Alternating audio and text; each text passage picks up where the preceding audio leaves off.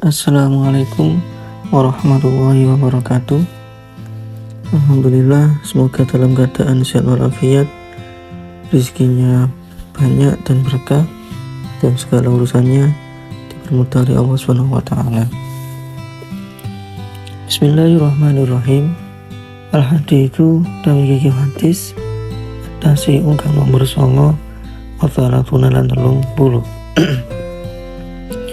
Ani Bani Abbasin radhiyallahu anhuma, saking Ibnu Abbas radhiyallahu anhuma, anna Rasulullah sallallahu alaihi wasallam, satamani Rasulullah sallallahu alaihi wasallam, qala dawu sapa Rasulullah,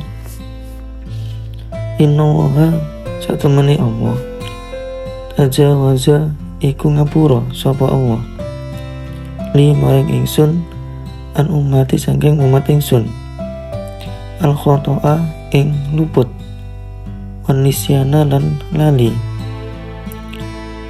wama lan perkara ustukrihu kang den senengi apa umat alaihi ing atase ma. Hadisun iku hadis hasanun kang hasan, rawang riraken ing hadis Ibnu Majah sapa Imam Ibnu Majah, wal Baihaqi lan Imam Baihaqi, wa rumah lan liyane Imam Ibnu Majah wal Imam Baihaqi. Bismillahirrahmanirrahim. Arti dari hadis di atas adalah dari Ibnu Abbas radhiyallahu anhuma, sesungguhnya Rasulullah sallallahu alaihi wasallam bersabda,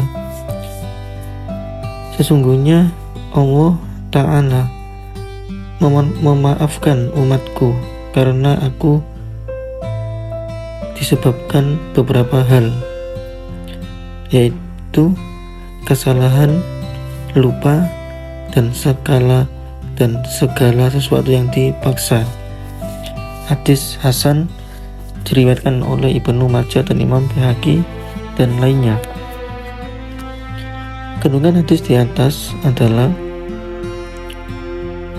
Allah SWT mengutamakan umat ini dengan menghilangkan berbagai kesulitan dan memaafkan dosa, kesalahan, dan lupa.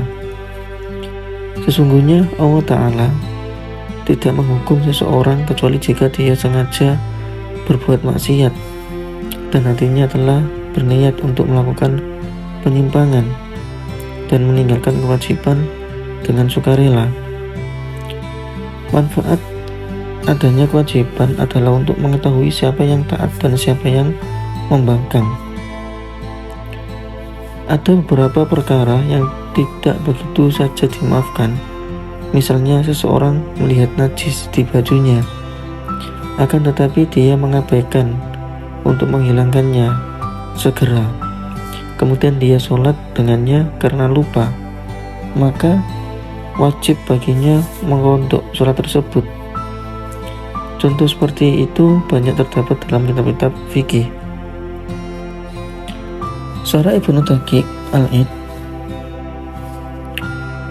jika hadis ini disebutkan dalam tafsir ayat, yaitu yang artinya, jika kamu melahirkan apa yang ada di hati kamu atau kamu sembunyikan, maka Allah SWT akan mengadili kamu dengan apa yang kamu lakukan itu. Quran Surat Al-Baqarah ayat 284. Ayat ini menyebabkan para sahabat merasa tertekan. Oleh karena itu Abu Bakar, Umar, Abdurrahman bin Auf, dan Mu'adz bin Jabal, beberapa orang mendatangi Rasulullah SAW, dan mereka berkata, kami dibebani amal yang tak sanggup kami memikulnya. Sesungguhnya seseorang di antara kami dalam hatinya ada bisikan yang tidak disenanginya, sekalipun bisikan itu menjanjikan dunia. Nabi Muhammad SAW lalu menjawab, boleh jadi kamu mengucapkan kalimat seperti yang diucapkan Bani Israel. yaitu kami mau mendengar tetapi kami akan menentangnya. Karena itu katakanlah, kami mau mendengar dan mau mentaati. Hal itu membuat mereka merasa tertekan dan mereka diam untuk sementara. Lalu Allah SWT memberikan kelonggaran dan rahmat-Nya dengan berfirman, yang artinya Allah tidak membebani seseorang kecuali sesuai kemampuannya. Ia akan mendapatkan pahala atas usahanya dan mendapatkan siksa atas kesalahannya. Lalu ia berdoa, ya Tuhan kami, janganlah Engkau hukum kami jika kami lupa atau bersalah. Quran Surat Al-Baqarah ayat 286. Allah SWT memberikan keringanan dan mansuh atau terhapus. Ayat yang pertama di atas, Imam Bahiki berkata bahwa Imam Syafi'i berkata, Allah SWT berfirman, kecuali orang yang dipaksa sedang hatinya merasa tentram dengan imannya, maka orang semacam ini tidak berdosa. Ada beberapa hukum bagi sikap kekafiran ketika Allah SWT nyatakan kekufuran tidak terdapat pada orang yang dipaksa. Maksudnya bahwa menyatakan kekufuran secara lisan karena dipaksa tidak dianggap kufur. Jika sesuatu yang lebih berat dianggap gugur, maka yang lebih ringan lebih patut untuk gugur.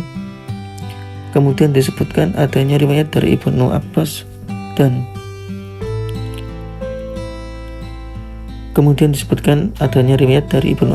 dari Rasulullah SAW yang artinya, sesungguhnya Allah SWT membebaskan umatku dari dosa karena keliru atau lupa atau dipaksa. Dan diriwayatkan dari Aisyah dari Nabi Muhammad SAW bahwa beliau bersabda, tidak ada tolak dan pembebasan budak karena pemaksaan. Demikianlah pendapat Umar, Ibnu Umar, dan Ibnu Zubair. Sabit bin Al-Ahnaf menikahi perempuan budak yang melahirkan anak milik Abdurrahman bin Zaid bin Khattab. Lalu Abdurrahman memaksa Sabit dengan teror dan cemeti untuk menceraikan istrinya pada masa Khalifah Ibnu Zubair. Ibnu Umar berkata kepadanya, perempuan itu belum tertalak dari kamu, karena itu kembalilah kepada istrimu. Saat itu Ibnu Zubair di Mekah, maka ia disusul. Lalu ia menulis surat kepada gubernurnya di Madinah. Isi surat tersebut supaya Sabit dikembalikan kepada istrinya dan Abdurrahman bin Zaid dikenai hukuman. Kemudian Sofiyah binti Abu Ubaid, istri Abdullah bin Umar, mempersiapkan upacara walimahnya dan Abdullah bin Umar menghadiri walimah ini. Ya, semoga kita semuanya diampuni dosa kita, diberikan rahmat oleh kita, meminta rahmat karena rahmat dari Allah SWT sangatlah besar. Kita tidak mungkin tidak melakukan kesalahan. Semoga kita semuanya diberikan rahmat dan diberi ampunan dari Allah SWT. Segala kebaikan, segala kemanfaatan datangnya dari Allah SWT, dan segala kekurangan datangnya dari saya pribadi. Wallahu a'lam bishawab. Akhirul kalam. Wassalamualaikum warahmatullahi wabarakatuh.